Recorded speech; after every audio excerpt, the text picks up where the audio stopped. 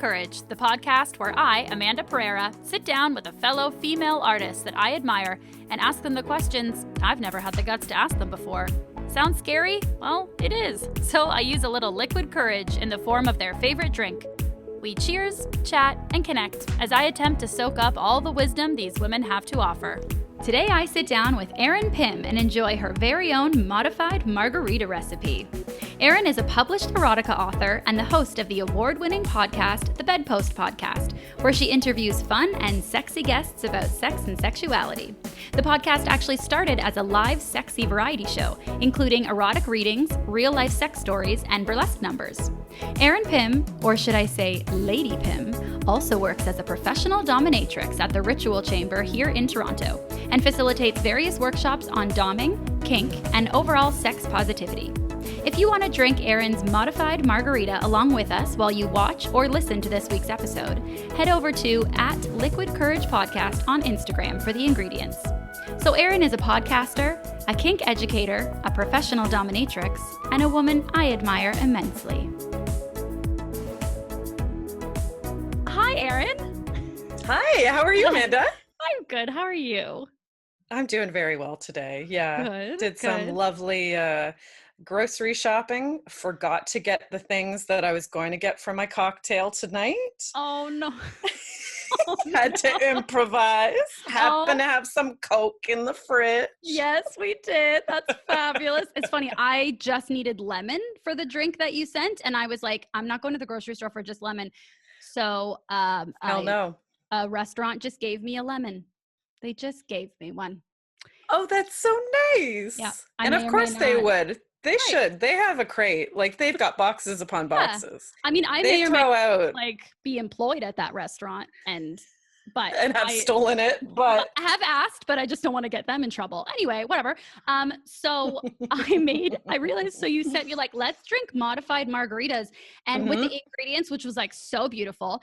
And as I was making it, I didn't even follow up with you to ask for ratios. I put all the lemon. Yeah, I put my lemons that I squeezed. Like I was just like, sure. I use that like flip thing that has like however many ounces on one side, however many on the other. Was like, great, tequila, triple sec. I squeezed lemon in there and all the seeds are in my cup. And I panicked about how to make more of them. So I just have a bunch of them lined on my desk in multiple glasses. So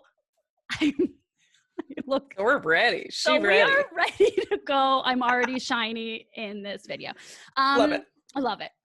Okay, so this is our first conversation ever that we've ever had. Correct. Yes. So, and what a conversation. What a conversation. I have admired you for so long and never, I saw you improvise. I saw you on a panel that Dustin George produced. I'm so sorry you saw me improvise, by the way. I really apologize about that. No, you know what? I remember seeing you improvise and being like, holy crap, she can do this too. Like what? I really can't. Well, that is very generous. Well, it was a hot night for you, Erin. It was a good night. Thank you. It was a great night. I was like, damn. And actually I thought in my head, like, does she do this regularly? And I'm just the idiot who didn't realize she's also a professional improviser. Like I had no idea. So no, honestly, I get forced into it whenever you do. If you ever see me improvising, like you'll see also my subliminal, like my blinking of like, help me, like the SOS. I've been kidnapped, like. And everyone's like, wow, she's so committed to her joke. Like, oh my gosh, playing this hostage character. She's so good. She legitimately looks frightened. Yeah. Maybe you were playing that character and I was like, oh my God, Stockholm Syndrome on point. Like, how is she doing this? It's so great. Exactly. Oh my God. I found out an interesting fact about you. So your birthday is on the same day as my partner. Oh, that's fun. Yay. I know. And happy belated to your partner. Oh, happy belated to you. Well, and I only know one other person with that birthday. And like, she is like extraordinary and like unique. And I see my partner as like extraordinary and unique. And I was like, oh, Erin is for sure an extraordinary and unique person. So then I was like, my working hypothesis is that only magical people are born on June 14th. On that day. Yeah. That's it. Do you know what I just realized? I'm inclined to agree. What? Is that Trump actually shares a birthday with you, and I forgot. I also know that. Oh, you did. Look at, and you beautiful, magical person. You weren't going to say it. You weren't going to ruin Of the course podcast. not. I wouldn't have brought that here. Yeah. Look what I just did. Well, look what I brought to our house. Right. Our modified margarita Jameson house. God, product Totally. placement right there. Oh, Yep. God. Okay, so you're Will a this Gemini. have to be blurred if I do this? We have to blur this out in post. No, Erin, I am desperate for sponsorship. I'll take anybody. Oh, great. Oh, perfect. Because I mean, I have a bring out baby the can of Coke. Yeah. Oh, and it's a baby. It's even, see?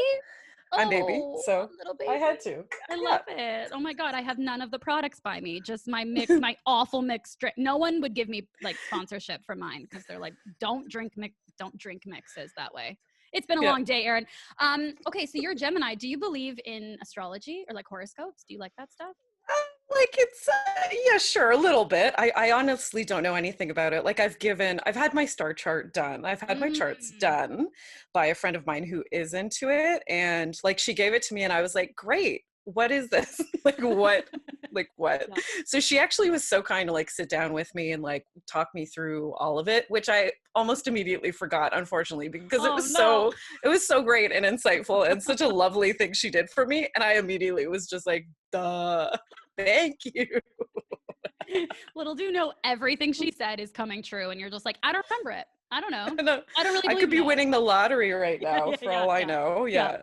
So I mean, I should preface, I know nothing about it. People will be like, "Oh God, you're an Aries. That's because you're an Aries." I'm like, I don't know. Sure. Does that mean I'm insecure? Yeah, my friends are like. Sure. Yeah. I don't know. That's usually when they my bring friends. Yeah, my friends are, it makes sense. My friends are like even more specific about it. And they're like, oh, that's because Moon and Libra. Like, they're not even like Gemini. They go the second like level onward. Yeah. That's like, and I'm just like, okay. Sure, my Venus is rising. Yeah. Like, I don't know what that means. Great. Exactly. Oh my God. It's funny. I realized I wanted to ask you that. And then I was like, yeah, I know nothing about them either. Great. What so much end of conversation. This conversation and the episode's over. Fabulous. I'm just curious because I think it's so fascinating. And back before COVID, when I wanted to pick up like the newspaper every day and read it in the subway, I would read my horoscope every day, and sometimes it'd be like, you're gonna have dinner with someone you love. I'm like, oh, I do have dinner plans, but I think it's fun when it's like serendipitous, but I also know jack shit about it. Like, I don't know. Yeah. I like to like just be open to things like that being true. Like I'm the same way about like people that are like, do you believe in ghosts? I'm like, sure. Why not? Do you? Like, I'll get on board. Yeah, I like any team. I don't know. That's what it is. Yeah, exactly. They're like, oh, do you convince me? Let's go on a ghost tour. Yeah, anything. Yeah, like I don't know. Someone sure. says no, then I'm like, no. And if they're like, do you believe in like?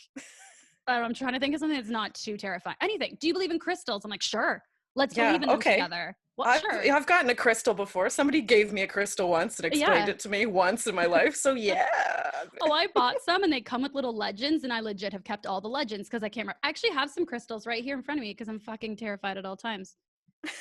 I don't know if those look beautiful. And this one's hideous, Erin. Let's not pretend. This one is ugly, and the girl at the store gave it. She's like, close your hands.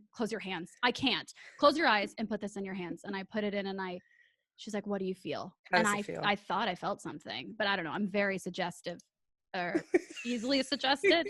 I'm physically gullible is what I'm saying. And then and I knew I had to buy it. And then I opened up my hand and looked at it, and I was like, this is the ugliest thing I've ever seen. I hate it. I hate it. Like, I hate it.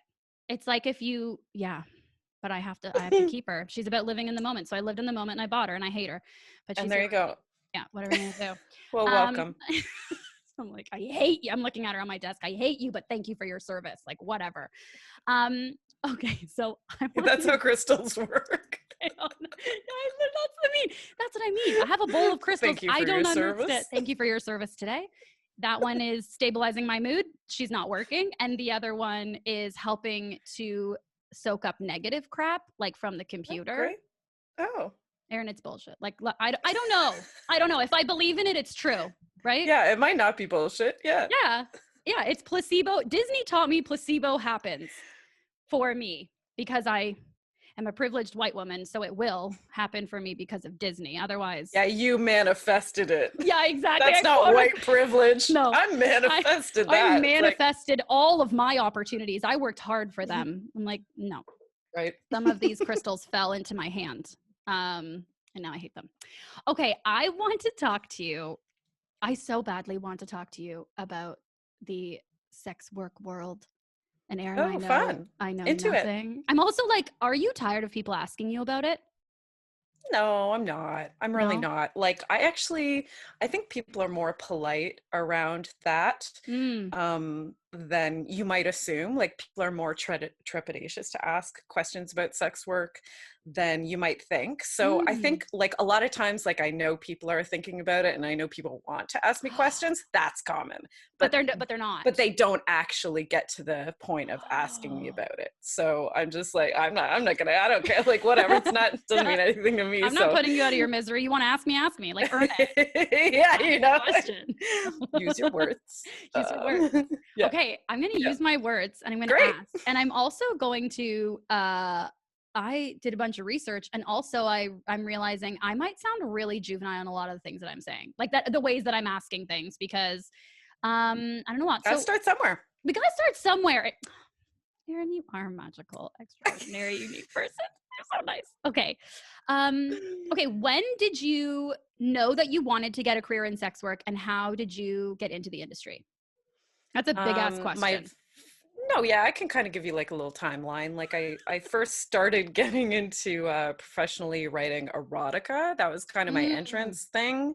And then via there, I started doing the bedpost variety show because I was like, oh, it would be fun. Like I had a friend of mine who co-owns the Social Capital Theater, Carmen Lucarelli, was like, oh, Mm. hey, like, I know you're an erotica writer. Would you ever want to do like reading nights, like poetry nights, like, erotica slams? Does anything like that make sense for you? And I'm like, yeah, I have a theater and I have a background in theater. So I'm like, yeah, like, let's do that. But then also have burlesque, also have a sexpert, also have like all these other cool elements to have like this sexy variety show, basically. So started doing that and then just met so many people doing that. And then Mm. like, I made a podcast as well, which I do as well.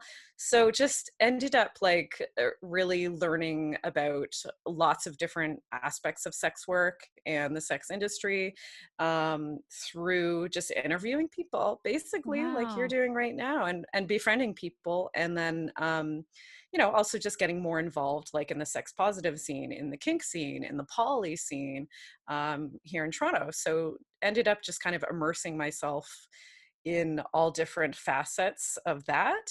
And then, I did a bunch of like sex work adjacent jobs, like not Mm. exactly sex work, but definitely in the sex and sexuality field. So, like, I started doing sex education work, I started teaching workshops, I started doing things like teaching lap dances, teaching strip class, like teaching burlesque, and then obviously performing burlesque as well. I worked at a sex toy shop. So, I kind of had some entry level sex work jobs, like, like in those ways. And then from there, I just wanted to actually move into sex work. And I was like, okay, what is this? What might this look like for me? And what Mm. ended up making the most sense was professional domination. So that's exactly kind of where I started in when I decided I wanted to do that. I started just, trying to get more hours in and like taking more classes, taking more workshops, doing stuff just like following a bunch of pro doms, like on Twitter, for instance, just to kind of like see what that looked like on the online part of it, like the marketing or Mm. PR part of it. Um, and then eventually an opportunity just kind of dropped into my white privilege lap. You're manifesting well. I You manifested manifested this opportunity. Yes. So this lovely woman who owns the Ritual Chamber, owns and operates the Ritual Chamber, which is a dungeon here in Toronto. Who's a person I knew through Bedpost. Like I'd Mm. interviewed her a few times at that point. I had her on the stage at Bedpost as well. So somebody that like I could DM and not have it be rude.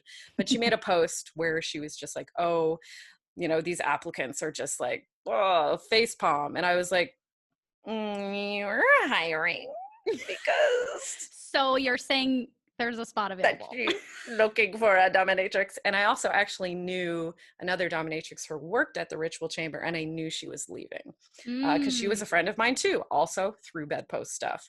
So I kind of knew that too. So I DM'd Scheherazade, and I was like, are you looking? And she was like, are you looking? Are you looking? And I'm like, I think so. She's like, I think so. Were you nervous? So like, was it scary to say like, yeah, I want that job? I mean, at that point, no, because I was like, well, who knows if I'll get it, right? I still have to like, I don't know, go in. And so she was like, well, why don't you come and talk to me tomorrow if you're available? And I was like, great. I brought a resume, which... Well, I was gonna say, what do you bring? Is it an interview, an audition? What does it look like when you're exactly when you're? I don't even know the verb to use when you are applying to be a pro dom.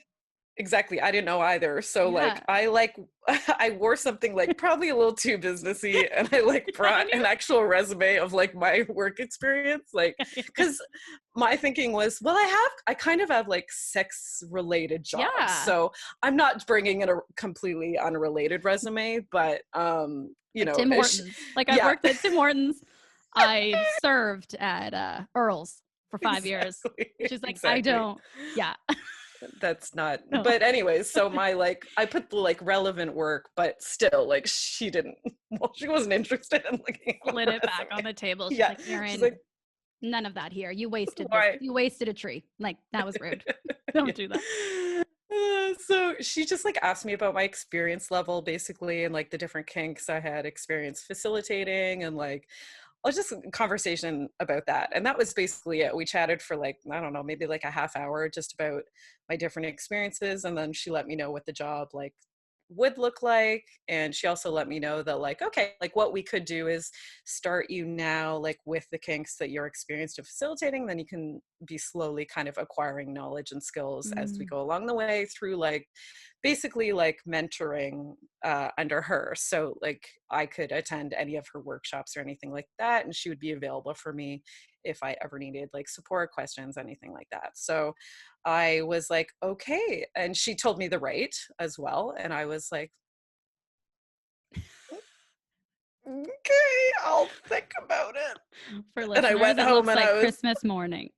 Yeah, I was like, her face is Christmas morning. Say what? Yeah. Literally from working like a minimum wage retail job at a sex toy store. So I went home and I like talked to my husband. I was like, here's the deal. And he's like, I mean, like, yeah, like obviously I'm like, yeah, right? Yeah, okay, yeah, like we're on, yeah. And did he already know that was something like you were interested in, or that you were interested in pursuing?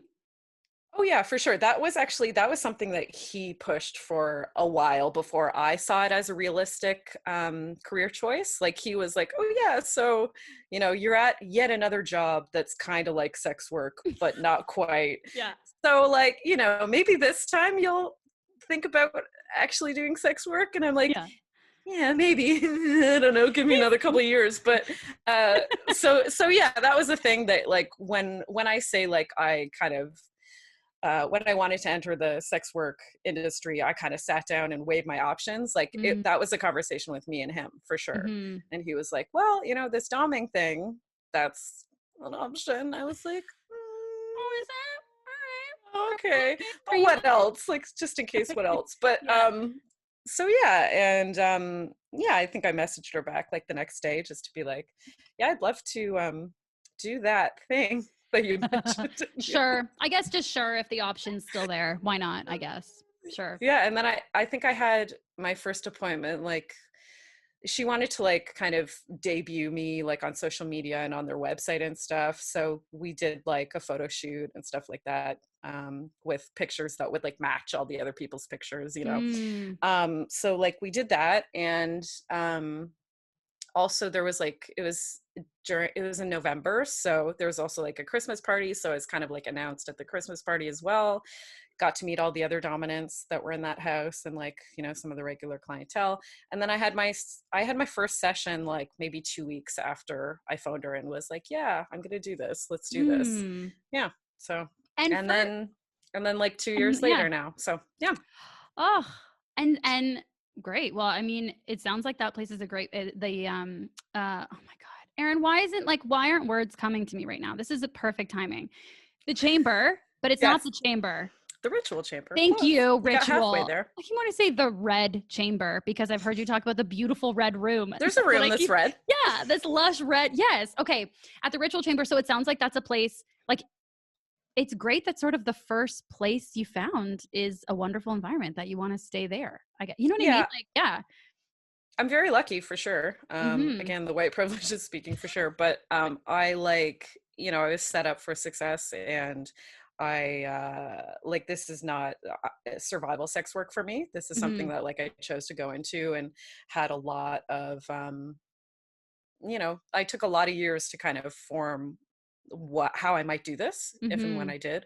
So like, in one way it fell into my lap and it was very lucky. In another way, I'm also an older person, like I'm 37. So I not that young people kind of make dumb decisions, but I did. That's all I'm gonna say. Like, I would have accepted probably something a little less lovely And when you were, if it was offered to years me when I was earlier. younger. Yeah. Whereas now I just have better developed like boundaries, and a better understanding of what fits in with my life and what I want my life to look like. And I've really achieved like a lot of balance in my life, and I wouldn't want to upset any of that. And I'm a lot Mm-hmm. more discerning, and just stuff like that. Mm-hmm. So yeah, I'm very, very pleased to be Mm-hmm. at the ritual chamber, even now. Even Yeah. now. And Yeah. for listeners, okay, I feel like I even went into it thinking, I think I know what a professional dominatrix is, but then Hmm. realized, oh, I don't think I actually know. So for listeners, can you tell? Because to be honest, I've listened to a bunch. I just clued in like way too late that pro dom stands for professional dominatrix, and now my hands are sweating. Is that right? Is that It's correct? true. Okay, thank God. Correct. Ding, ding, Ding, ding. ding, ding. What do we have for Johnny? I don't know what that reference is from. Is that from The Shining? I don't know. And now I'm like, is that an okay reference to Johnny's make? Johnny's from The Shining. Yep. Okay. I don't know if ding, ding, ding, that's the right Okay, answer. great. Johnny All is right. from The Well, Shining, but we're gonna blame it on my drink is awful. It's not awful, it's just not great. I don't know what I did with the proportions. It also doesn't look great and it has a lot of seeds. Okay, can you tell our it's listeners? really muddy looking. It's like So muddy. foggy looking. It's Yes. awful, dark apple juice. If your pee looks like this, go to the doctor. That's what this looks like with seeds. Yep. Yep. But I made multiples lined up on my desk. Like I'm going to drink all of them. It's just going to happen. You It's have fine. to. I have You to. have It just to. adds to the sweat. It adds to the nerves. I thought it would help. But we'll see. I mean, now it's just linked into the brand of the show with this liquid courage thing. So we're going to have to keep drinking. Just kidding.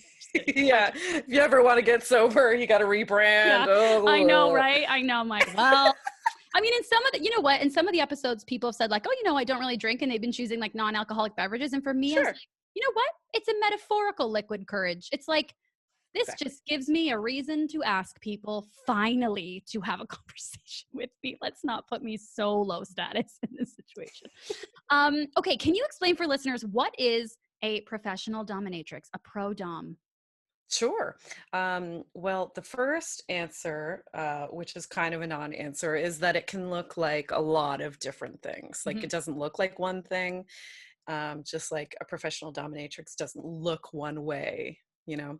Mm-hmm. For folks who don't know a lot about kink or about the sex industry, like IRL, then you're going to have a very specific idea of who a dominatrix is, via the media that you've consumed. Exactly. Yeah. So you're picturing a white, fit, able-bodied, hyper feminine, Mm-hmm. kind of very stern Mm-hmm. individual. I'm picturing like Halle Berry as Catwoman or Jessica Alba in Sin City. Like that's what growing up, that's what I used to picture. Those aren't bad references. I mean, also they're really like, especially Jessica Alba in Sin City. I remember watching Sin City and being like, that's Sin what City I should blew my look mind. like. Ooh, yeah. Right? Like, Totally. what is this? Sorry, I totally interrupted you, but that is what I No picture. worries. But that's what I used to picture when I would picture like a dominatrix when I heard that word. Yeah, for sure. And I mean, it's kind of interesting. Like, even though I did have a lot more insight into this industry than, say, like a layperson that doesn't know Mm-hmm. anything about it, I still did kind of have those stereotypes in my head of that was what I needed to do, and this is what I needed to present like, Mm. which isn't true at all. Like, dominatrixes can be, like, doms can be any gender. Whether they actually use the term dominatrix or not, or what their preferred honorific, that can totally change as well. But I mean, you can be wearing whatever the hell you want. You can have whatever body type. You can be whatever age. You can have whatever background, social economic background, whatever skin color, like anything. Anyone and anything can do professional domination. And the job in itself can look a lot of different ways, Mm-hmm. because there's not like a really like specific type of training and schooling that you need to do become a Mm-hmm. professional dominatrix. Like, there isn't a book, there isn't one book, there isn't a manual. So we all kind of have to find our own way doing what we want to do. And specifically within sex work, it's very much dependent on the sex workers' limits and boundaries and desires and fantasies as well. So it can all be very different depending on that as well. So it's very kind of subjective in that way. Mm-hmm. But another thing is that you can do it on a huge spectrum between being like a full service person in the sex industry, all the way over to like somebody who does like non-sexual domination. So there's a Mm-hmm. huge spectrum there, and it's just depending on what you want to do, what you feel comfortable and happy doing. Or, it could be like a money decision as well, like whatever, depending on your situation and Mm-hmm. how you want to do your brand of sex work, your type of sex work. But generally, like dominatrix, pro doms in general just we facilitate fetishes for Mm-hmm. clients. That's what we do. So Mm-hmm. that's like a super general way of looking at it. And I'm going to define it that way for all the reasons that I just mentioned. Mm-hmm. I can get more into like the specifics of like what I do in my practice, but yeah, that's a good enough answer, I think, for the question Yeah. that you I think I had. also think that's like, you have the best laugh. Can I tell you? Like, when I would listen to you on like various podcasts, like your own and ones that you've guested on, like Mhm. sometimes I'd have to do the little like rewind by 15 seconds because I would laugh with you because your laugh is so wonderful. You have such a good laugh. Aw, Like, oh my thank gosh. Anyway, you. yeah. Sometimes I'm like paying attention to your laugh and then I have to rewind to hear what the question was because I'm like, oh my God, her laugh is so great. Okay. I'm curious, like more so when I first started acting, I felt like when someone would ask me, what do you do? And I would say an actor, I felt like I had to look like whatever they thought an actor looked like, you know? Yep. So for me, when I was growing up, it was like actors are beautiful. So I thought, Right. if I got Imposter if syndrome I'm beautiful, setting in. exactly, yeah. Do you feel any sort of pressure to like dress sexy or dress a certain way in your everyday life? Um, that's an interesting question, because I certainly did kind of at the beginning of getting into this job. And my idea of that, like, again, like, I was already starting ahead of what most people might think as far as like in the box or out of the box thinking, but I still had a ways to go, and I still had Mm, a huge learning curve when I actually started doing the work, and I actually started like doing the marketing, and mm, as I said before, like creating my brand and stuff like that. Like, for instance, my first photo shoot that I did, it's all pictures where I'm looking super stern, mm, like fierce, that kind of energy. But that's not my style of domination whatsoever. mm. Like, I can whip that out if somebody requests it, for sure, because I have an acting background, like I mentioned. So I'm a bit of a comedian. I'm not. Yes, you are. That You're I am amazing not. at improv, and you No, need to stop. just walk No. into the light, Um, Erin. Just face it. It's like, I'm an amazing improviser. I mean, pro dom. Sorry. Oh my oh, God. shit, Oh shit, shit. God. Sorry. I don't know why I keep saying that. God. But Oh. my type of domination, as you might kind of infer from, for instance, you said my laugh. I laugh a lot. That is very much how I run a session as well. So one of my main things that I like to do in doming is to be playful. So that's my style essentially. So I needed to like retake all my photos, and I needed to like, you know, I still use some of the stern ones kind of peppered in, but I'm like, no, most of my branding, like pictures wise and video, I need to be having that playful kind of energy. I need to be smiling or laughing or teasing, or, you know, like being goofy, being kind of a bit of a goofball, because that's essentially more what I'm like. So I need to create that. So yeah, I came up against that for sure. And even stuff like, I'm like, oh no, I have to wear heels. Like, and I bought a pair of heels, and I'm like, no, I actually hate these. And I'm like, so I just bought a pair of just like thick kind of platform boots that I feel really badass in, and I can wear, and like that I like. And I'm like, oh no, this fits better, because I'm also not that kind of hyper feminine type of person as well. So that's fun to play with, to kind of play up the femininity a little bit. But my like, where I get like my badass kind of inspiration from, as far as what I'm wearing, is kind of a bit more like a bit more alternative, you know. It's not like, it's certainly not heels. And it's not really jacked up tits. It's not really any of that. It's me feeling more like in that like kind of punk vibe happening more than anything. Yeah. Well, it sounds like, and feeling confident, like feeling like yourself, feeling, feeling, you know, authentically. Authentically you.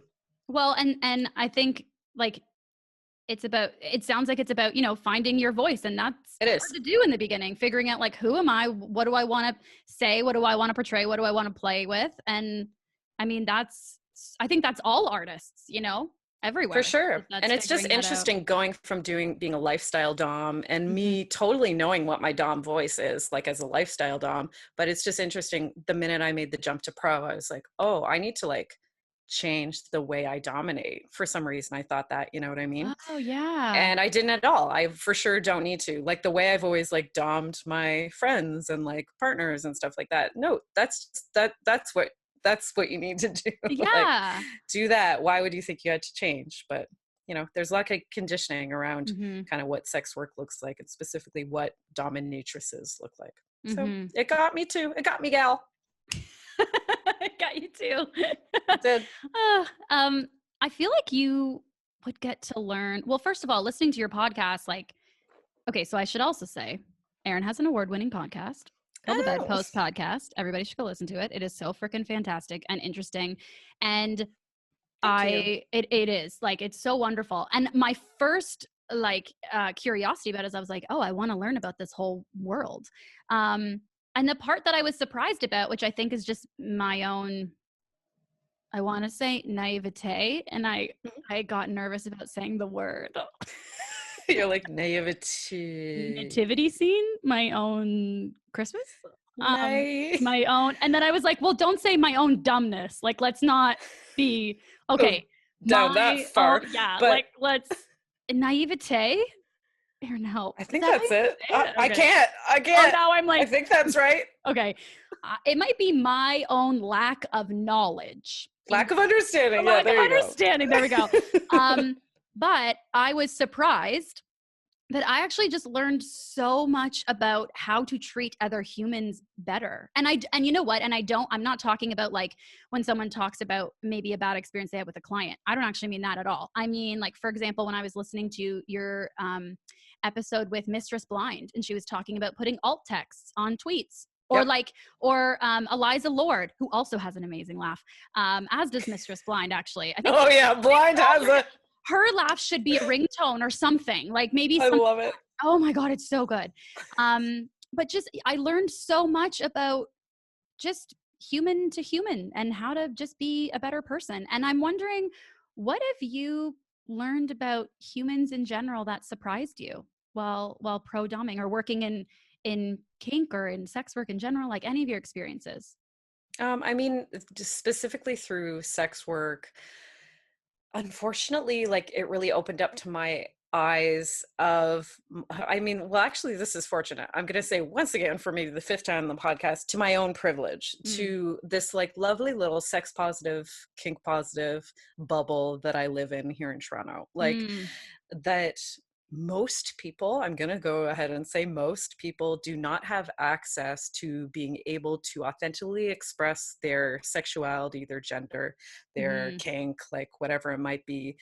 Most people don't have access to that. So, and unfortunately, the unfortunate part is that's kind of why my job exists. Like there are lots of different reasons that somebody would want to go see a professional, but that's like a big one of them, that people don't feel like they can be openly, authentically living their like sexy, kinky, you know, non-binary perhaps life, you know. So this is a safe space where people can really explore that.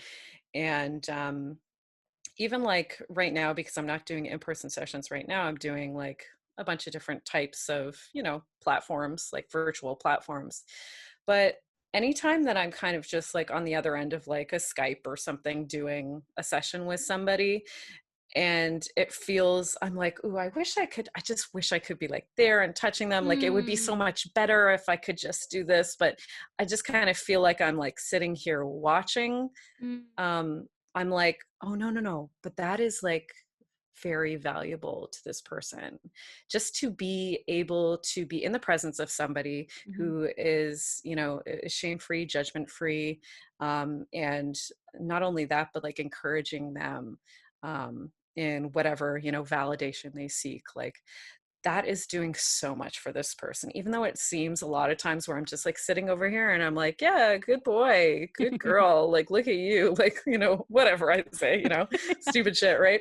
But it's actually like doing a lot for that person. And most people, like, I just get like a novel of an email after of just like how much it meant to them, especially now, you know, in the state of with the state of everything that's going on. So yeah, I think I really just learned how important this type of work is. Yeah. Well, it is hard to, and I can only speak for myself, but as a woman growing up, I found it very difficult to ever sort of be, I always felt like curiosity never led to something that felt safe. Like being curious about things, I felt like often, you know, talking about sex or enjoying that and learning through talking about it with friends or other people, it somehow often seemed to then equal permission. Like I'm saying, I want everybody's sexual attention, or like, you know, and so I guess, yeah. How do you find navigating like wanting to be able to openly be passionate about sex and sexy stuff, and also like not having to put up those boundaries and maintaining them constantly in your personal life, because that would be exhausting. How do you sort of navigate doing that? I mean, that kind of is what you have to do. You do have to really think out, okay, what are my boundaries surrounding my sex positivity? Like, because you know, like you're a female comedian, like a female comedian getting on stage and talking about sex is a fucking open invitation for To cis everybody males and to approach anybody. you after, right? Yeah. To be like, oh yeah, and then like tell you an intimate sexual thing about themselves. It's like, Yeah. what the fuck? And then you That asked is for not. it. Like, then it's like, well, what did you think? What are you talking about? You made that joke. And you're like, Yeah. So why are you now, you fucking bitch? yeah. Like, Oh, you know now what you're I changing mean? your mind. You're a tease. And you're like, Yeah, sorry that tease, I bitch, wanted to learn slut, from my peers. My all the God. things, Like, right? yeah. Yeah. So unfortunately, that is something, especially if you're going to be open, like online, for instance. Like that's a huge thing then that you're going to have to navigate. And yes, on one hand, it's can be exhausting to constantly have to like exert your boundaries over people, but also the more you work that muscle and the more that you practice doing that, the easier it's going to be, and the more natural it's going to feel, and the less emotional labor. This is kind of a generalization, like, but in general, the more you get used to doing and the more you learn how to do it, the easier it's going to feel for you. But yeah, I mean, that's exactly what I need to do when I'm like, I have my sex worker persona like out and about. And like, not only that, my sex work persona is still really tied in with, you know, my personal life, like my personal persona as well. It's all kind of with bedpost stuff. Mm-hmm. You know, for my dominatrix name, it's just Lady Pim, like, which Mm-hmm. is my actual last name. Like, Mm-hmm. so Erin Pim is like, I never even used a moniker for when I first started out doing my erotic writing. So everything Mm. is tied to my actual last name. So that's just something that you kind of learn as you go. Mm-hmm. That's something I came up against, and then I had to kind of figure out how to navigate it better. Like, Mm-hmm. it's all a learning curve when you're starting to be open about, like, you know, something as like small as like your sex positivity. Mm-hmm. You're gonna get assholes. People are jerks. People Mm-hmm. are specifically gonna try to like get access to you. And you just need to be like, wear out that block button. Like, Mm-hmm. Mm-hmm. don't Wow, take that no block shit. button. Yeah, just fucking block, block, block. You don't need to deal with Bye, that. bye, You don't need bye. to talk with them. Yeah, get Yeah. out of my life. I don't need you Yeah. in my brain. I don't need you Yeah. taking up space here. So bye. Yeah. I don't I know you. actually find that I mean, there are so many, of course, negatives to being stuck inside during COVID. And I'm going to again acknowledge my privilege right now because, you know, I have roof over my head and I have food and I have Right.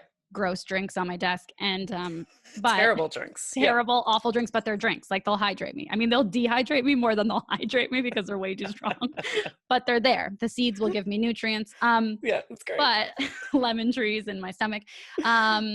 But it has allowed me, I'm not great at setting boundaries in my personal life, says my therapist. We're working on it, but I am working on it. I'm getting way better. I really am. Like A for effort in this situation, Yeah. E for effort, whatever the saying is. But during this time, it is kind of like, if I don't want to talk to someone, like I just ignore their text. Mm-hmm. I mean, they're not really texting me, but if they're like, I'm like, nobody's texting me. No, I'm kidding. That sounded so sad. Like, Erin, no You're one's like, texting me. when I say people, I mean hypothetically, if anybody were to text me, if I would hypothetical ignore humans, like, listen, I am blocking on the daily. I mean, I haven't yet, but I'm waiting to have to block on the daily. Yeah. Maybe I should send out a tweet about sex positivity to get someone messaging just to work the muscle, just to like practice the craft of saying no. Yeah, exactly. Also, like, now I'm feeling like I need to acknowledge, like, thank you to all the friends and family who are texting me. I'm not lonely. I'm mentally, I'm fine, and I really appreciate everyone being wonderful. Okay. But I think it is a time where, like, it's not a situation where I have to ignore this person in real life after a show at a bar. I can just ignore them. I actually did. I had a conversation with a real human. Oh my God, there is an example where I just thought he was being a dick. And I thought he was being racist and sexist. Whoa. And we were messaging and I brought that up and he he dismissed it and just was like, come on, Amanda, you know me. And I thought we've had no, I don't know you. And then I don't care to know you any further. No. And I actually good night to you. I don't have to fix this situation. I can actually just close this conversation on my phone, and in real life, it's gone. It's like magic. Isn't that fun? Yeah. It is kind of fun. I was like, wait, I don't have to spend time, energy, and like, I don't have to get out my crystals to like manage my anxiety right now. This is fabulous. I can just push this away. So yeah, I think that's sort of turn off that phone. Yeah. I'm practicing my virtual boundaries.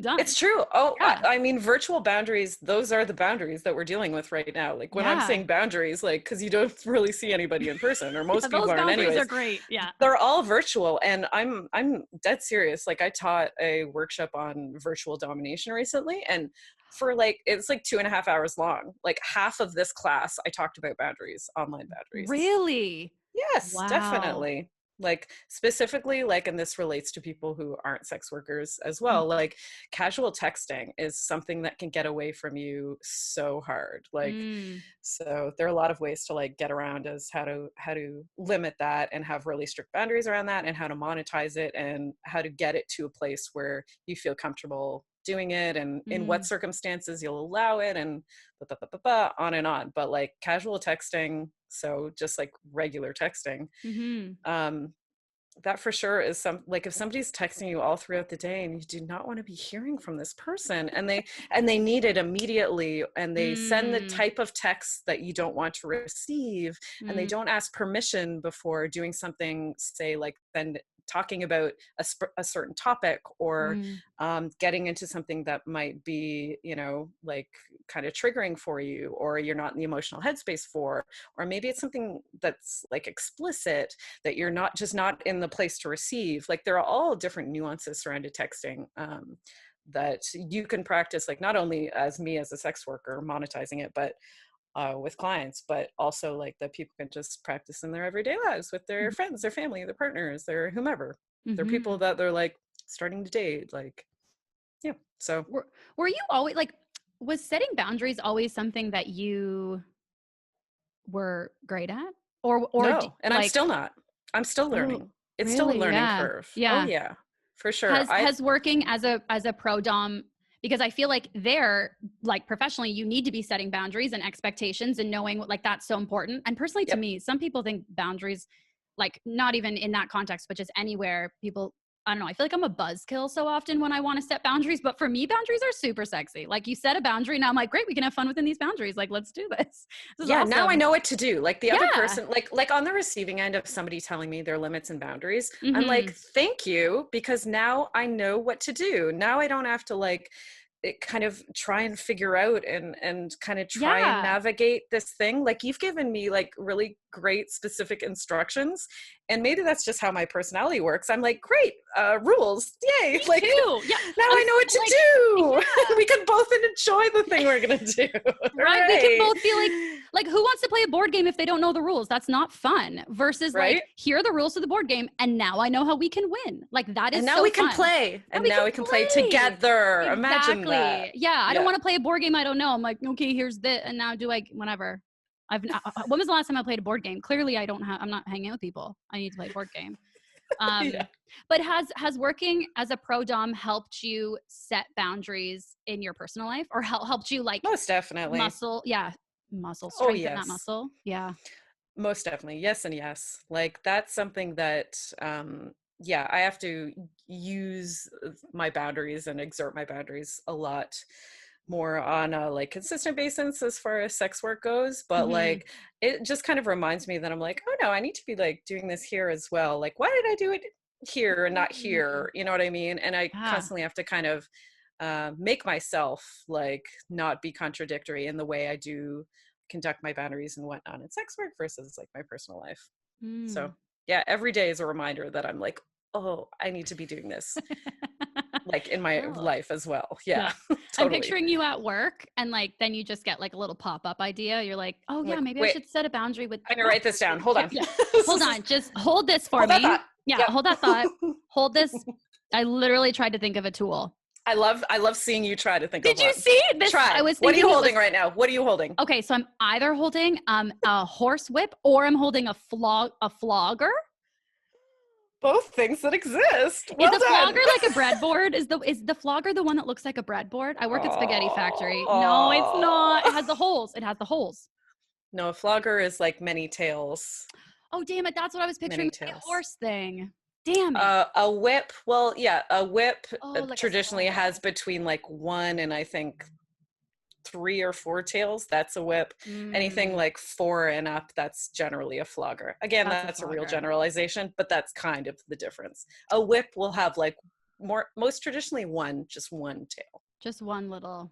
Or one long, and they're usually longer. Whips are a lot longer than floggers. Mm.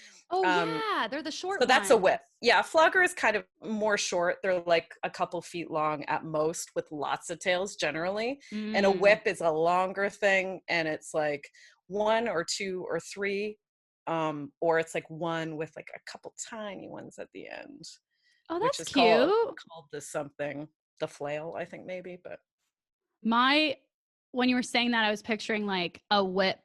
I have thin hair, so that's like my ponytail, and then like the ponytail that I wish I had is like a flogger. Like I wish I just could like nice. Nice. Yeah. with a beautiful flogger hair Nice. around. And then you were Okay, picturing the like flogger. you're picturing just a paddle, I feel A like. paddle? Yeah, Is a just paddle, is it different if it's a solid paddle versus a like a leather holy one or something. or like one with Or holes holes in it. Yeah, a They all holy have one. kind of different different names. Like a strap is kind of one that's traditionally more leathery. There's the toss that is kind of in between the two. Mm. Like there are a bunch of different kind of subsections, but Mhm. in general, a paddle, I guess, is just something that's like wide and flat. It can have holes in it. It cannot have holes in it. Whether you need how much aerodynamic Yeah. you need. Yeah, I learned that from some awful movie where they were like wanting to get into a fraternity. And I'm like, There you this is an go. awful use of this. Like you could be doing better. I Did you mean, ever? Yeah. fraternity paddles are actually really good impact Oh, implements. So yeah. okay, great. Well, Yeah. Sigma Chi, whatever, bring them over. There you go. You don't use them, you know, let's have somebody who knows how to use them. That's I great. could. You Yeah, could. there you go. I'm curious, did the red room in 50 Shades of Grey like drive you crazy, or were you like, oh, cool, like this is a good depiction? Okay. Like when I watch movies where I'm like, I know more about this topic than the people who made this movie. This is so right. infuriating. Right. And I'm just thinking, yeah, did you hate the red room, or were you like, I would play here, this is fun?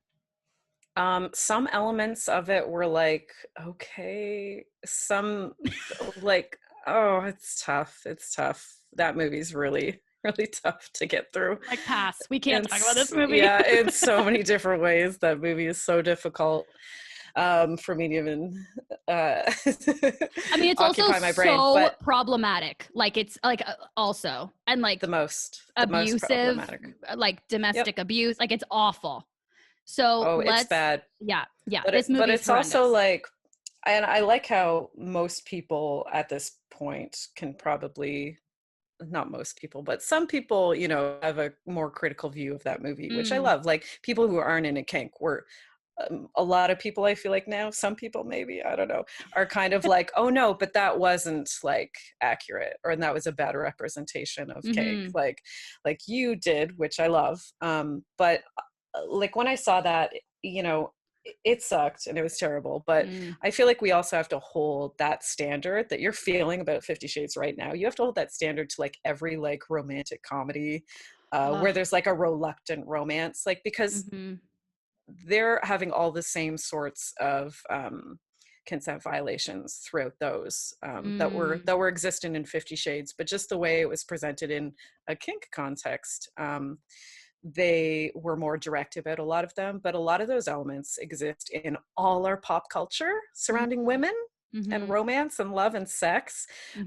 So, you know, if we're going to look at that movie, then we got to look at like every, honestly, romantic comedy like ever made. Oh, that's such a good point. With the same critical eye. Yes. But yeah, I don't know. I could get down in that red room.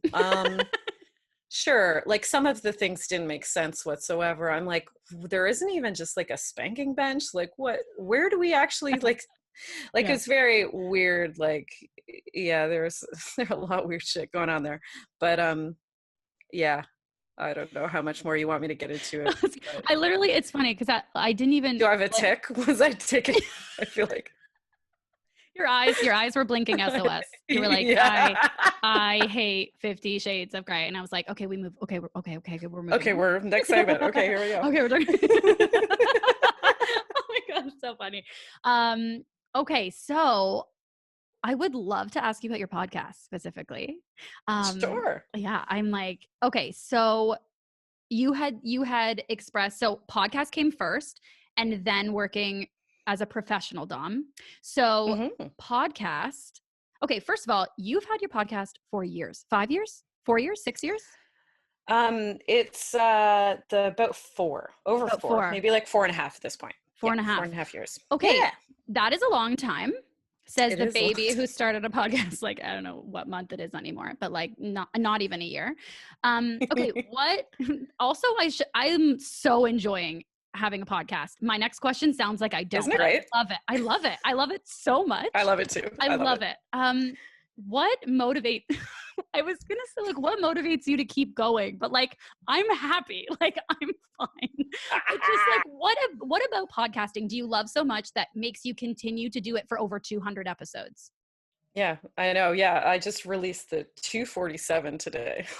It's crazy, right? Congratulations. Like that's what Yeah. like are you ever like, no, I think it's just 47. Like how is it 247? Oh, every time I go to type like the metadata, I go to type the number of the episode, I get it wrong every single time. Like way wrong too. Way wrong. Like I put the other, like a week ago, I actually put 140 something. And I'm like, yeah, this is right. And then I was like, whoa. Dude. You're like 40 weeks past that. Like you've been out of the hundreds for a while. Yeah, I don't know why I put that. But for me, like, I don't know, I'm not really great with reaching out to people for like purely social reasons. So it's a great way for me to be social, but also like in a way that feels comfortable for me, like as a beginning and an end. And we have a project to do together that we're working on. Like that's a great social time for me. Like, and I'm good at it. Like I know how to host a podcast, so I feel confident. I can be in my own space, you know, like I've done it enough that like I know it's not going to be a disaster. It's really good for my like social anxiety stuff. Like, yeah, totally. Yeah, and I just like also find everything about sex and sexuality really, really interesting. So that today for sure still stands. And I really like also being a platform for people's stories and people's voices. That's a huge part of what I do. So that for sure is a thing. I want to just keep like finding cool people and like having them do their thing on my podcast or on my stage. Like love that. It also just like I picked a really good format where there's like not a lot of prep that needs to go into it. Like it's fairly low maintenance to keep going on a regular basis. Like when I first started doing the podcast, I had like kind of all these grand ideas of doing different segments, and like I was, you know, big into doing erotica at the time, like audio erotica. So I was like, I could like write a thing each week and like record it and put that in the middle. And like, you know, on this section, I could prepare like this whole thing. And like, and then I think it was actually my husband, once again, with the wise words, that he was like, or you could just like do something that's going to be really easy for you to keep doing it again and again. Sustainable. Yeah. And I was like, you're right. I got eager. I you know. Yeah, you got excited, which is, yeah, of course. Yeah. Yeah. So it's just been the same format since the very first episode. I'm like, we'll just sit down and talk about sex, or like something to do with sex. Like, no pressure. We'll just vamp and chat. And that's very much what the show is today. So, yeah, all those things. And I think, you know, I get through editing pretty quickly at this point as well. So, you know, I do put a lot of hours in the podcast when I look at it on a big scale, but really it doesn't feel like I do because I enjoy it and I get it done pretty efficiently at this point. And yeah, I like to chat with fun, interesting people and feature their stories. Yeah. Well, and sometimes editing, I don't know if I feel like when I'm editing the episodes, I'm getting to hang out with the guest all over again a little bit. Like, totally. And it depends how far back I banked this episode. Right, like right now I'm so far ahead. So the ones I'm editing, I don't even remember this conversation whatsoever. So I'm legitimately like enjoying it like a first time listener as I'm editing it. Cause it's like from like a month and a half ago. Yeah. So yeah, I for sure am finding that. And I text the person too. I'm like, editing our episode. This part was so funny. Do you remember it? And they're like, no. I'm like, I didn't either until today. I didn't either. I promise. That's it. But I just remembered it today. I promise. Yeah. Yeah, absolutely. I mean, I find the same thing. And I think you actually shared this on Question Box, I think was the episode that I was listening to. That look at you. Yeah. Listen, my anxieties make me do lots of prep and then still need crystals. But I think you had shared, and while you were saying it, it was a moment where I was like, oh, me too. Like, yes, is that you were sharing that like you feel, and I'm completely paraphrasing. I don't want to put these words in your mouth, but you were sort of sharing how making friends is fucking hard. I'm adding the fucking. It's hard and hard to know if you are friends with people. Like if people think you're their friend, you know, and it is so much easier. And it's incredible how many people have said this also to me. It's like, it's so much easier reaching out and saying, hey, I have this thing. Do you want to meet up and work on it? Versus, hey, want to meet up, period. And feeling like, am I going to be worth the minutes they spend with me? And that's. Yeah. Am I going to be entertaining enough? Yeah. Are they going to have fun? Are they going to enjoy themselves? What are we going to do? Like, when is it going to end? Like, yeah. When do we stop hanging out? How do we stop hanging out? Like, how? All oh of my the God. things. All of this. Yes. When like 6 feet park hangouts became a thing, which I haven't really done yet, but like when that became like, people can do that. Yep. I remember thinking, oh, maybe I'll reach out to this friend. They're living alone. And I thought, oh, that would be nice. And they don't live very far. We could meet at the park, separate, Perfect. separate towels, and we can meet outside.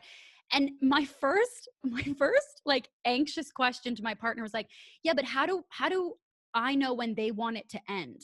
Like, how do I know when they want the hangout to end? And he's like, they will say they have to go. And I was like, no, but what if they feel pressured and they can't? What if I want to go and I can't say it? Are we just going to hang out at the park for 7 hours? And then what do I do for 7 hours? I need to prepare. Like, it's exhausting. I know. And I'm exactly the same way. So know what I do, specifically when I know I'm like, not like the most relaxed and comfortable with the person, like it's a new friend maybe, or whatever. Maybe it's their first hangout or a second, like, so I'm still feeling weird about it. Yeah. What I usually do is like, hey, so let's have a park hangout. I'm like, I have the afternoon free until this time. So yes. I'm like, cool. Like, so they're like, hey, yeah, like, does 3 p.m. work for you? I'm like, yes, but just, I have a hard out at 5. And they're like, great. And I'm like, great. Like, wonderful. But I don't. You don't. Yeah. And then if it goes a little later, you're like, okay. But that's what I just need to do for me to feel comfortable and be like, 2 hours, love it. Like, you know what I mean? Like, yeah. But beyond 3 hours, I'd be like, are we, what, do you? No, I'm good to hang out more. Like, are you looking? Am I looking? Are we? Yeah. Did you? Oh, I thought you made this motion. I thought you looked at your watch. I thought you grabbed your purse and like I thought you started to rifle through it. I thought you dared to look anywhere other than my pupils. So I thought you didn't want to be in my presence. I basically thought that you wished me dead. So I guess we'll just end this and lose my number. You hate me. Oh my God. Is it the amount of time? Okay. So does not having a hard out stress you out more, or is it about like the amount of time? You know what I mean? If you had like a 3-hour hang with no hard out, or you had like a 5-hour hang with a hard out, what? Oof. That was an awful phrasing, but like, what makes you more nervous? Yeah, I think, know what it is for me?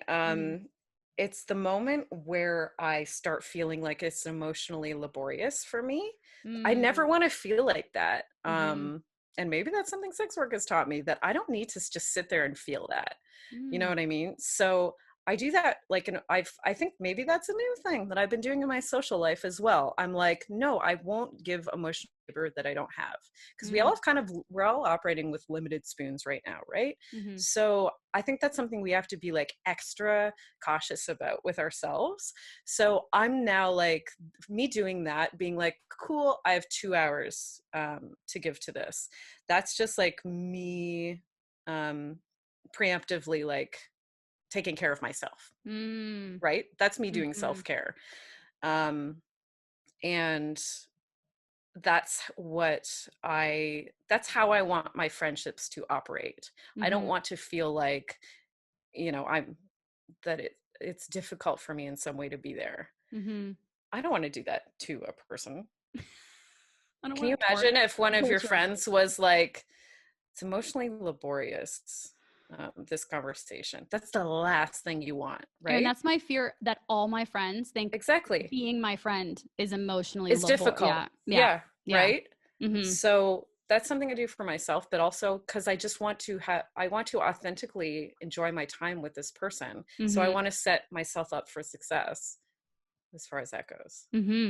Has having the pod no, this is my brain. No, I like, when you were saying it, I was like, oh, yeah, I mean, honestly, that's the liquid courage part. It's like, great, I have a podcast. That's my liquid courage to ask people to talk to me. There you go. And I so hard identified with that when I realized like that was kind of your premise with this. I was like, Oh yeah, I feel that. Yep. I Like get that. I love that. I'm like, yes. it's hard. Has having your podcast for so long, has it helped in that department at all? Feel like, oh, I do have things to offer in a conversation. People do enjoy being around me. Look, I have it on tape. Like people enjoyed their Yeah, time. I have physical evidence. I have 247 physical pieces of evidence. Like, No, because my brain still does that thing where it's like, well, that's me putting it on, right? oh my God, me too. When people Yeah, are so like, obviously yes, I'm like, yeah, if I'm like on, I know people love talking to me, Yeah, but yeah. like if they knew the real me, that's my brain as well. Yes. Well, you said that on Question Box. You Did said I got real vulnerable in that. it was, that oh my God. And episode. what a great premise too. But I think it was, I'm so sorry. Is it Kate who's one of the Kate co-hosts? Sloan. Kate. Yep. So, and Kate had said to you, it's surprising that you feel that way, that people don't like you or you worry about that because you're such a likable person. And and this sounds like a very humble brag, but I mean it because I'm like, help me, Erin. That Fix me. I feel people have Fix said me, that to me. Daddy. I'm like, fix me. Help me, Lady Pim. That people have said that they're like, what do you mean? Everybody likes you. And I'm like, yeah, but of course they like the people pleaser. Watch me turn that off and let's see what you think you're going to like me then? I'm like, okay. Like that doesn't aid any of this. And when you said that, I resonated so hard with that. I was like, of course you like the party host, but what about when I'm a guest and I sit down and I do nothing? Then do you like me? Yes. Right. And I know, and I mean, like logically, like I mean, same. I'm gonna, tell you and your guests that like I'm fine. Mental health wise, my baseline is pretty great. Like even now, like I'm doing really great, really good actually. But we all have those little insecurities that like those little voices, those little like self-saboteurs, that get at us and that kind of drive a lot of our like say social interactions. Ugh. And I'm as publicly as I am like super sociable and super high functioning as far as like social stuff goes and like just busy all the time. Like as much as I present that way, I feel that too, for sure. 100%. Yep. I just have to be like, no more for you right now. I started doing and then I was like, is that awful on a podcast? And then I just what's this gonna do the audio later? Yeah, I'm like, oh my God. I'm the one that has to everyone edit left. It. I do this to myself. That's like what anytime I like sometimes I like clap on a podcast just because I'm excited. Like and I'm like, why do I do this to myself? Yeah. Then I'm editing, I'm like, you idiot. Like why are you clapping? Why are you clapping? Literally why are you snapping? Turn it, like God. I'm like, if you're gonna laugh, move away from the mic. You know you have a loud laugh, Amanda. You know it. He says, "Oh, you're talking to the loud laugher." So yeah, I love your laugh. Yeah. Oh my God, it's so good. I'm excited to edit your laugh. Is that weird to say? I know I clocked that I scream laughed once so far. So you're welcome. Good luck. You're such a podcaster. I screamed and I was like, oh shit, I'm the worst. Yeah. You thought in your head, you're like, good luck, Amanda. I'm going to enjoy it. I'm going to message you when I'm editing that moment and be like, I just hit it. Yay. I just hit the scream laugh and it was great. I loved it. Okay. In a month and a half because these are so far back. Yeah. Oh, it's and so I'll funny. forgot having even been on this episode. Like, do you remember this? And you'll be like, no, I'm like, you're doing to me what your guest did to you. And we need to recognize that we need, well, that's call you out too. On this right yeah. now. You need to call. I actually find often like if somebody's talking to me about, so if I share an insecurity and they hear it and then they're like, hey, I'm also insecure about that. Yeah. And somehow then I find myself giving them advice. I'm like, why am I not following this advice myself? And it's sort of therapeutic. Yeah. So anyway, yeah. But you know what? That's interesting because I taught a workshop about it was called Domination for Switches. So switches meaning you play both as a dominant and a submissive, which is something I do. So I kind of talked about this concept of basically of listening to yourself. Because like when you're submitting, for example, it's really common to just like want that feeling, say of like letting go of like, giving over the keys, like loss of control, of like being present, of like profound connection with the person you're playing with, of like groundedness, of like openness, of like surrender, of like all of these feelings that are like a lot easier for a lot of us to accomplish when we're like submitting or we're in a submissive headspace. But I was talking about how can we apply like these same things that we've learned and that we practice on the regular as subs, how can we incorporate those into our doming? So one of the things that I was saying, I was talking about like emotional vulnerability and how you can incorporate that into your doming and how that's only going to enhance the way you dominate. So something I was talking about was like, be the dom that you want to be dommed by, you know, in certain circumstances. Like this isn't always going to work, but like when you have somebody that is enjoying really vibing on a kink that you also like to bottom for, like allow yourself to really listen to the words that are coming out of your mouth when you're dominating them, and allow them to affect you on like an emotional level. Like really open yourself up to like being healed in real time during a scene when you're topping. I don't know. Something you said made me think of that. That was clapped.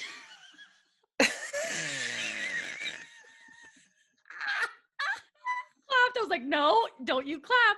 Oh, I don't know. I almost clapped. Huge. I did. I was like, because that made me laugh so hard. Oh my God. Also, I'm so sweaty from this tequila. But me too. Very. Oh my gosh. So the sweatiest. But, thank you for allowing me to wipe my face. Please. I was like, yeah. Without judgment. Yeah, no, zero. I'm like, I don't have a cloth. That was such a beautiful, I was in it. Like I was so deep in listening to that. And you're like, I don't know, something you guys said that. I'm the worst. I'm like, no, that's I'm me like, too.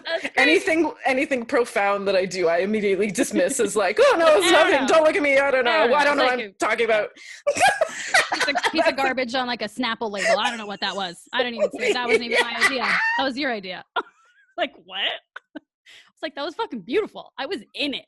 Like I was. Thank you. And that was kind of the thesis of that class. And like, I didn't realize that was what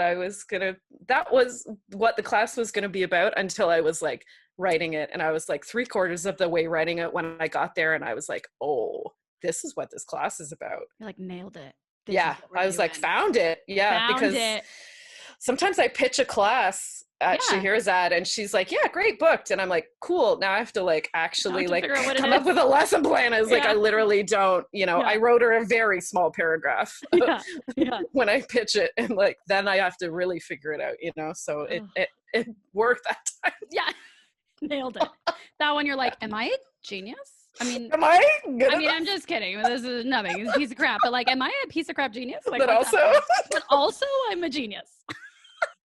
Like also, is anyone bringing me an Oscar? What's happening here? Tony, can I get something? Okay. Okay. So I need approval from others. I'm like, literally, this is so on brand right now. I'm like exhausted by my own narratives. Okay, but no, it ties into this, and I really want to ask you about this. I'm back of my neck. I'm into it. Back of my neck. You're great. You're doing great. I'm dying. Like, if you see me playing with my hair a lot, that's the reason why. Like, seriously? I'm like, how can I get my hair where it's not touching my skin? Like, honestly, my whip hair right now is so, like, everything's sticky. Okay, it's great. It's gonna be fine. Okay, listen, I need approval from everybody. And this is something like, how are you doing this? I'm fanning my back. I'm also wearing like high-waisted shorts. They're not even pants. Oh no. Why didn't I lie? I should have lied and said they were high-waisted pants, like to add layers. I'm just gonna pull, like you can't even see. I'm just gonna pull. You know what? I wouldn't have believed you're wearing pants. I wouldn't have believed that. I'm like, no, you're not. Look at you. You're not. I know you're the type of person who's gonna sweat and you are not wearing pants. This situation. There's no way you're wearing pants. There's no way. Okay, I need a lot of approval from everybody. No, just my loved ones. Probably everybody to a certain extent. Let's just be real honest here. So I find that when I find something that's like authentically me, like I want to do this, this is me, this is what I love, my first thought is, okay, but will everybody be okay with it? Like before I do it. And that's small things. That's getting a tattoo, which I still haven't done. I will. That's like I will, as long as all my loved ones sign the permission form. I'm still waiting to be returned. I don't know where they are. They're outstanding. Can't go on the trip. And so I think sex work is something that is so misunderstood and very like under-respected by most people who don't really know anything about it. And so I think it is so like so fucking admirable for you to think this is something that is authentically me and this is what I want to do and what makes me happy and I'm going to do it. And I am wondering, were you always somebody who like did what you wanted to do despite what other people thought? Is my question. I mean, in some ways yes, in some ways no, for sure. I think I am similar to you in that when I like get an idea, I'm like, I'm doing this 110%. Like, you know what I mean? Like that is very me. Like going into acting, you know, that was something that like short-lived perhaps, but maybe I don't know, I still do the stage show, so I do a lot of I'm an stuff that I, improviser.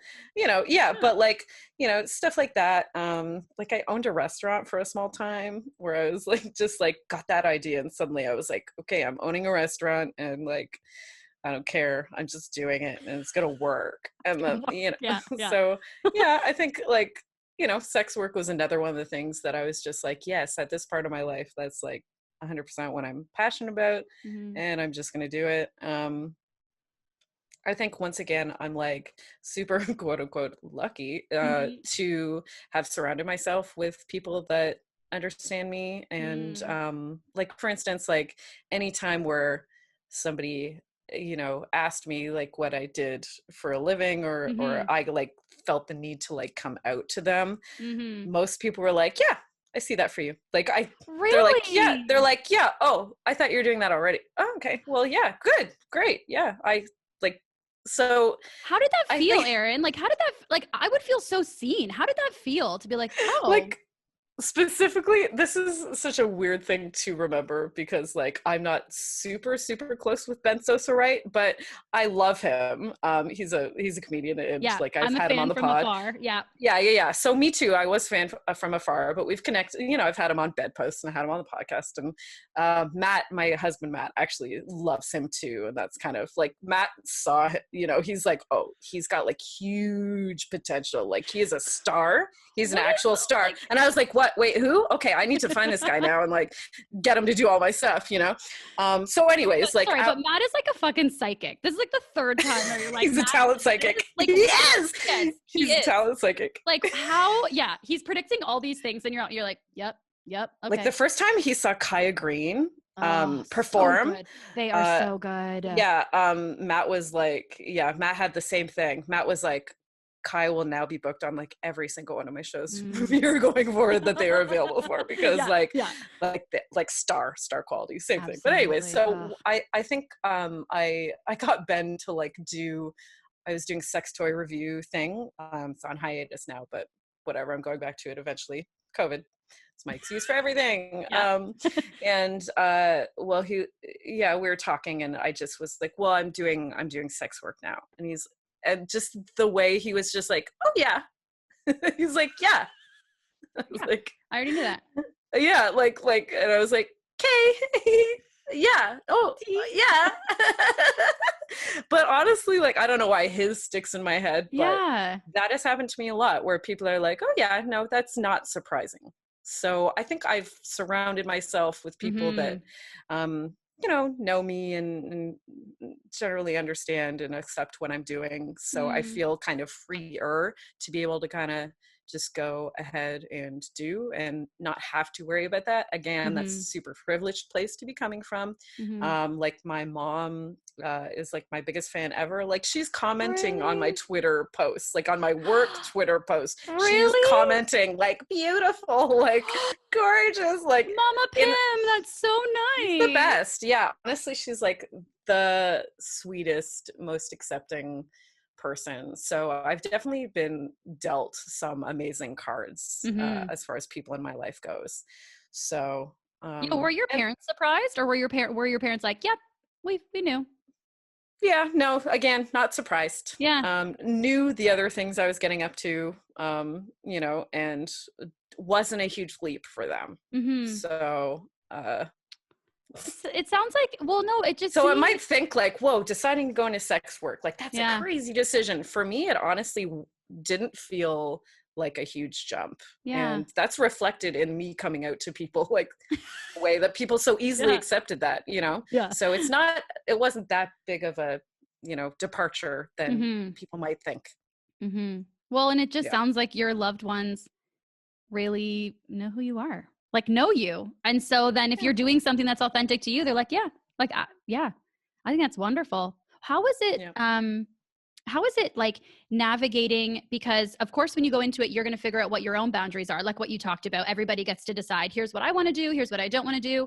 How is it like having the conversations about what maybe like your husband's boundaries were for you? Or did you ever feel like those boundaries didn't align and you wanted to do things that maybe he wasn't comfortable with, and having to figure out how to like navigate those situations? Yeah, that's like an ongoing conversation. And I mean, that was definitely part of what informed me to go into professional domination, because I could do it where I wasn't doing full service, because I'm not a full service dominatrix. So, you know, that was something that where we had similar boundaries surrounding what my sex work might look like.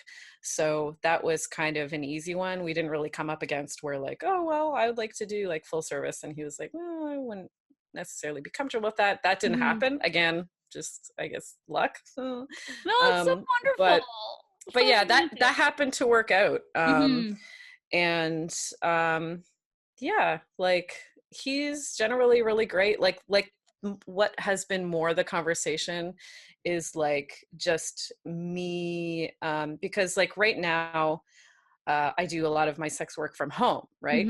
So he's here a lot of the time that I'm doing sex work. So the new thing we've had to kind of navigate is like, okay, well, I try to book a lot of it when he's not here, but if he's here, I try to give him a heads up, and I try to just be like, okay, I'm going to do it here. So, you know, you can be like wherever, or, over there, get out, you know, over there. Yeah. but, or it's like something with like, I do a lot of texting correspondence and domination and stuff like that. So I'm like, you know, he's like, well, let's whatever, watch the show. And I'm like, just so you know, I'm going to be texting throughout it. Like, so, you know, I'm going to kind of have half my attention. So if you're cool with that, then let's do it. If not, then let's watch it after, you know, or do something else that doesn't require my full attention, like from you, from your perspective. So if anything, that's kind of been the conversation. Yeah, of me doing sex work like in this space. Yeah, I was gonna say, that's what's the new reality? Yeah, like what is that sort of one of the most challenging things about having to do sex work at home now? Kind of. COVID, is like just logistical scheduling. Like, yeah, and like, you know, when Matt's here, because Matt's kind of here half the time. So when Matt's here, I want to spend time with him too. It's not just like, okay, how do I do sex work when Matt's here? It's that I don't want to do sex work when Matt's here, because I want to I want to have my full attention with Matt, you know what I mean? So it's navigating that too. Like you know, if I'm accepting like a session when Matt's here, I'm like, I'm going to charge more. I am, because it's more and more emotional labor for me. Yeah. Because, again, like with boundaries, you know, and something that's nice about being an independent person and independent, like where your job is, where you're independently working, you can set your rates, you know, willy-nilly, essentially. You want to have consistency, but also, you know, some consistency, but also like sometimes who cares, right? Like $5, 5,000. Just like, I don't know, it's a Tuesday. It's a Tuesday and I'm fine with it. Because I said so, and I'm a dominatrix, and my word is bond. And you have to do what I say. I get away with a lot with that dominatrix thing. You're like, you're gonna do what I say. This is what it is. That's the reason. I'm like, it doesn't need to be a reason. I'm saying it. So, there you go. Get with the program. I love it. Yeah, sometimes they're like, hey, I thought your rate went up than last time. I'm like, yeah, it did. You're like what did you say to me? Next week. I don't care. Yeah, I don't know. It's my rules. It's my world. You live in it. Get it. And they're like, I love this. I'm coming back. What have you like learned about yourself, or what's been unleashed in yourself since like working as a pro dom? Like, I already feel confident in just that tiny little situation I just said. Like, right? Or it's my drink, but like, I feel confident. It's a shitty drink. It's my shitty piss drink. It's my piss with seeds. It's disgusting. If anyone's watching this episode on YouTube right now, and also like I spilled it everywhere and it's dripping on my leg, it's disgusting. Then you can see this drink. Yeah. Anyway, I can. It's not great. Oh, Doesn't look good. Oh, there's I only see 2 the seeds in seeds. this one. That's actually pretty yeah. There's one in your good. belly. There were 3 before. I saw. 2, but no. No, I'm kidding. I'm kidding. Oh. What was the Such a question? good actor. No, yes. What have you learned? Yeah, what so did I much more important learn? than my piss Like- drink, please. Yeah, what have you learned about yourself? Or like No. what have you discovered? that people like drinking my piss. My piss drink. One might say my piss drink, and that's what I say when I'm dominating golden scenes too. I'm like, you like my piss drink With my lemon seeds. My A little lemon seeds my- in there. You can steal that if you want that to be a new thing. You could steal that Thank lemon you. seeds. I might. But maybe don't. I Um, think business will go very, very down. Like I don't think people will come back. No, you don't think they'll like that? I don't know. But like, yeah, stuff we've said before about boundaries for sure. I've Mhm. learned, but also I think I've developed along the way, like just confidence in my skills. Like, you know, like we were saying earlier, like imposter syndrome for sure was a thing when I started out. And I was like, do I really like have anything to offer? And even like starting kink education, I did that kind of more after I started pro-doming, doing kink classes and workshops as well. But like, you know, I had those moments when I was like, do I really have anything to teach people? Like, do I really have anything to say? That kind of a thing. And over me doing sex work, like over the past couple of years, I've realized that I really do have a lot to say surrounding kink. So that's for sure something that I've like learned and gained more confidence doing. And, you know, the more you like, a common question I get is like, how do I get confidence to, you know, top a scene, to dominate a person? How do I get that confidence? And I'm like, well, how I got it was because, well, A of all, I have some training that is translatable, but also, the more you practice your skills, again, the more you work those muscles, the more it's going to feel easier and you're going to be more confident doing it. And you're going to be able to feel freer. And it's going to feel more natural. It's the same thing with dominating. It's the same thing with facilitating kink scenes. Like, so over the years that I've been doing it professionally, I'm just gaining more and more confidence in my skills because I'm literally like in rehearsal, you know, I'm literally in basketball practice. Like every time I do a session, I'm practicing all my skills, you know, and that can be from like fine skills to like, you know, more kind of nebulous stuff, like role play stuff, dirty talk, like every little kind of nuance in there. I believe that's true for. Yeah. So just the more you do it, the better you will get, just like anything. Really. Yeah. There's no like magical, mystical answer. It's just like practice and you'll get better. Yeah. Yeah. It's like keep sucking at it till you don't suck anymore. There you go. Or maybe you don't suck in the beginning, but like keep doing it till you don't feel like you suck anymore. Yeah. Just keep and be like healthier. You know what? I feel like I really cheapened your answer. I feel like your answer was really great. And I feel like I just ruined it. I'm like, yeah. Just sucked it up. Just keep doing shit until you don't feel like a piece of shit, you know? Yeah. Like, yeah. You know? No. Yeah. You Profound. know? Yeah. Yeah. Okay. We're gonna, oh my God. But yeah, yes. Oh my God. Okay. Well, I know I'm wrapping up with you. I'm so sad. I don't want to, Erin. Okay. This has been lovely. So nice. Like, yeah. I was so nervous. I was like sweating. And then I was also like, I remember reaching out to you being like, she's going to think who's this fucking stranger. And then I thought, no. She has a podcast, but I genuinely, like, I've worked with your husband, but I'm like, she doesn't know who I am. I've just been admiring her from afar forever. And no, but your podcast like, was on my radar, and then I knew I recognized you, and I just once again asked Matt. I'm like, "Do you know Amanda?" He's like, "Yeah, she's great." I'm like, "Great, no, great, okay, yeah." I just asked Matt. Like just ask Matt. All you or like anyone needs is like really just Matt sign off to be like, yeah, and you're like, okay, great. Great. Okay. This is a superstar. This is what I should do in my line of work. Yeah. Actually, speaking of anything. Okay. So in an episode that we had with Erica Gellert, we love Erica. Yeah, I know, right? She's so great. She's a cutie. Oh, she's so attractive. Oh, she's a babe. She's a babe. And I she's feel no that. idea, I feel like. And that I'm like, you're a babe. Sometimes I see a picture on Instagram where I'm like, oh no, she does know. But Oh, you think like she knows she's a babe. You know what? sometimes I I'm hope like, she oh, knows she's a babe. oh, this is a thirst trap because this is like insanely hot. Yep. Yeah. She also wears She knows Levi what she's jeans doing. like nobody I know. I'm like, how are those not giving you cramps? Like, I love Levi jeans, but by like hour 4, I'm like, I have period cramps now. Like, they're so tight and they don't stretch. Like, what's going on? It doesn't matter what fit. Anyway, whatever. That's just my own.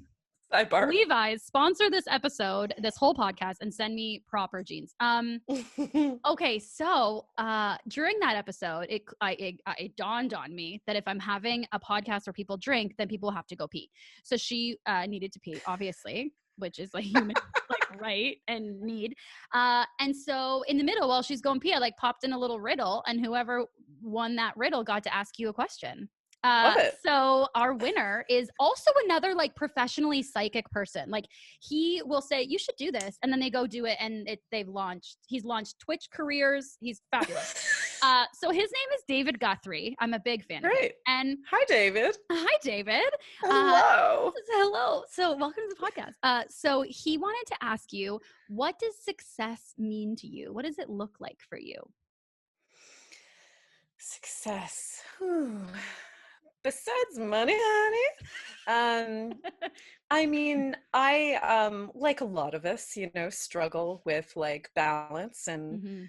trying to figure out what will make you happy, Mm-hmm. So I think all the ways I kind of figure out whether I'm quote unquote successful or not, I think it's surrounding, more like mental health type stuff. And, you know, whether my own happiness is like a gauge around that. Always a work in progress, of course. But yeah, I think like, as far as success, like that's like life success stuff. But, and stuff like, am I able to like express myself in all the ways like I need to, and all the ways that like serve me, like, creatively, sexually, all that, socially, all that kind of stuff. And of course, the connections that I have in my life. Like right now, I just happen to be in a really great space as far as like polyamory stuff is going. Like I started seeing a new person kind of earlier this year or late last year, and like that's going really well. So I feel like in a really great place, like in a lot of different like aspects of my life. It feels really like successful, if you want to use that word. But Mm-hmm. as far as like success, finding success in sex work, I mean, there's no real measure, no like hard measure of what that looks like, because again, it's like a lot of people present a certain way. It's a very manicured kind of presentation, or online personas, right? It's very edited and curated, right? And I get that a lot, that like people like point to me when they're like, oh, a dom who's only been a pro for 2 years, like you're a successful dominatrix. How did you do that? I'm like, well, I present that way, so that's part of it. And you have to, like, that's how you kind of have to do it as far as I'm concerned. But on the other hand, I do feel really successful in that I'm doing the type of work that I really feel passionate about, and I'm doing it within my boundaries. Once again, coming back to this boundaries conversation, it's like I'm navigating this type of work in a way that feels great to me. And like that can look different for everybody practicing sex work, doing sex work. I'm doing what feels great to me. So for me, that feels like I'm successful. Like, and I don't think there's any, general measure again of success that people need to get to be a success, like a certain number of Twitter followers, or, making this much money. That's not how I measure it. How I measure it is, do I feel happy? Do I feel, again, the same way I measure like success in my personal life. So I do feel successful actually in my job right now, and fucking knock on wood, in my personal life as well. So you're like, what's going? That's fantastic. I think it's hard sometimes to just say like, I feel successful and happy period. Like, I don't feel guilt about it. I know I don't want to jinx it, but yeah, like it's just like, I think I'm just gonna sit in it. All right. Yeah. And what's gonna happen? Yeah. Oh, that's lovely. Oh. And I mean, again, I have struggles like everybody does. Like, we've talked about a few of them, so I for sure have that. But in general, I just feel things are coming up. Yeah. Coming up, Erin Pim. Coming up, Erin Pim / Erin Lady Pim. / Lady Pim. Well, and I don't think success has to mean like void of anything you wish was a little different. I don't even think that's possible, you know? So you're always going to have, Nothing's perfect. Nobody's perfect. So, yeah. Well, my last question to you from myself, that was from David Guthrie. Thank you, David. From me. Thank you, David. Thank you, David G.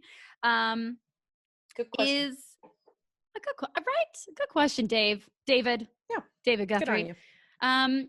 Is you actually touched on this earlier, and which I loved, and I was like, Kate, just wait till the end to ask her this. Hold off. But I think have some goddamn restraint, woman. God damn it, hold back. Also, I need to stop prefacing my questions before I ask them because nobody knows what the fuck I'm talking about. I do that in everyday life. Conversation with yourself in my own head. So have a solo podcast if I'm going to do that. If I'm having guests on, let's say the question and then we will suffix it. Okay. I don't know what the other word of a preface is. Epilogue it. No, I don't know. Who cares? A lot of us have, I think it's very common to have trouble in like getting in touch with your sexuality, with your sexy self, like learning what you like, what you don't like, all those things. Yeah. And so I want to ask you as a pro dom, as a kink educator, as Lady Pim, as Erin Pim, all those things. What is a piece of advice that you would give people to help them like to get in touch more with their sexy selves? One thing you can do as far as like your kinky self, getting in touch with your kinky self, is get a hold of like a kinky checklist. And this is something you can do for yourself. This is something you can do that's common to do like when you're entering a relationship with someone. You want to see kind of what you have in common. Any kinky checklist is basically just talking about a bunch of different kinks, and you know, they can be different. You can get different checklists. Some are more detailed than others, but you basically do like check off like yes, no, maybe basically on each one. And it's meant not as like, you know, any sort of contract or anything like that, or like consent contract specifically, but it's meant to like begin a conversation, to like open up a conversation between two people, or just opening up, you know, a dialogue with yourself to, just be open to explore and just to like further analyze. So that's something that you can do as far as kink stuff goes. Also, body scans are a really good thing that you can do. So a body scan, like it's rooted mostly like in meditative practices, but you basically just go from the top of your head to down your toes, or you can do it all over the place or start from one end or the other, it doesn't matter, but you're basically just checking in with what your body's doing. And you can do it just kind of completely neutral like that, just to kind of feel grounded and more connected to more in your body, kind of less out of your head, more in your body. So you can do it just kind of from a neutral state, or you can do it while you're self-pleasuring, also known as masturbating, or you can just thinking about certain situations or certain people, and just kind of taking note and realizing what your body is doing when you're thinking about certain things. And why this is good is because it kind of helps you figure out the things that your body is really responding positively to, and you know, and in what ways, versus the things that it's not, or it's neutral about, you know, or feels disconnected from. So it's going to help you think about basically figuring out between like, okay, are the things I'm doing the things I want to be doing, the things I really want to be doing, the things I'm really excited about, the things my body wants to do,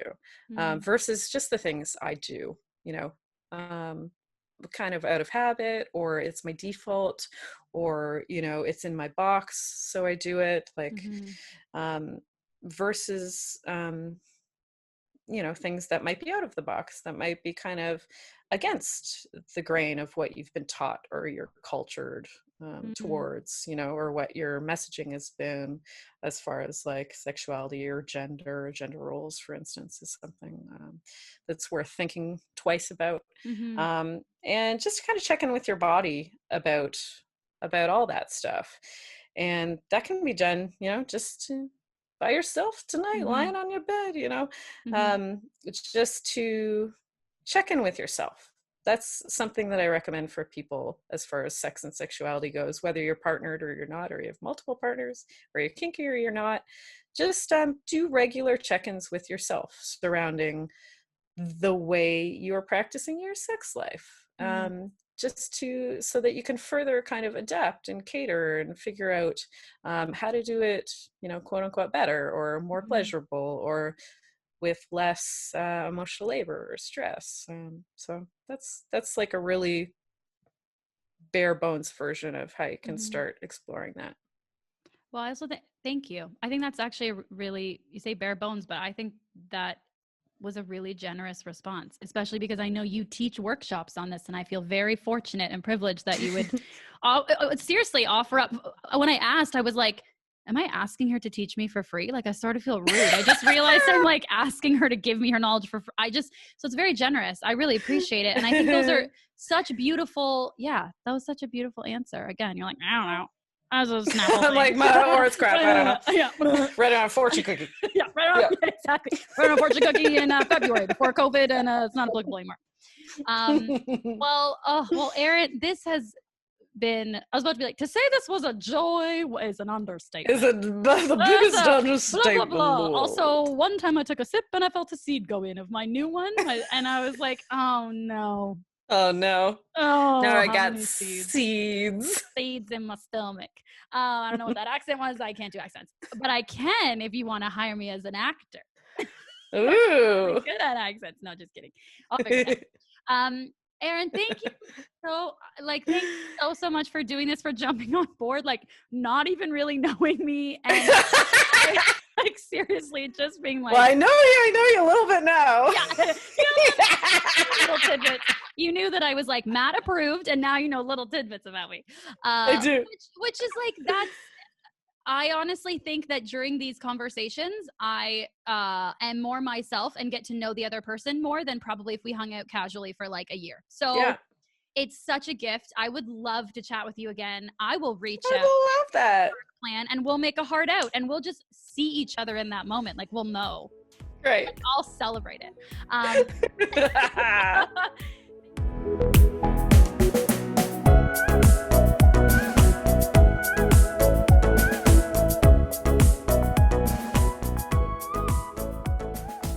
Thank you so much for listening to this episode of the Liquid Courage podcast. If you liked what you heard, please help me out by leaving a rating or a comment on your Apple Podcast app or on YouTube or wherever you might be listening from. And if you're like me and you have an awful memory, or you just don't want to have to remember when the next episode comes out, hit that subscribe button and the newest episode will automatically download for you. Just like magic. I love it. You can also follow the podcast on Instagram at Liquid Courage Podcast and on Twitter at Liquid C Podcast. And if you're still listening, I want to remind you that a pandemic is still taking place. And I don't say that to be a buzzkill or to scare you, but to ask you to please, please continue or start wearing your mask when you're out of your house and around other people. We should be treating people how we want to be treated. And if you want to be safe and healthy, respect the health and safety of the people around you. Please. Thanks again for listening. It means the world to me. Stay safe and take care.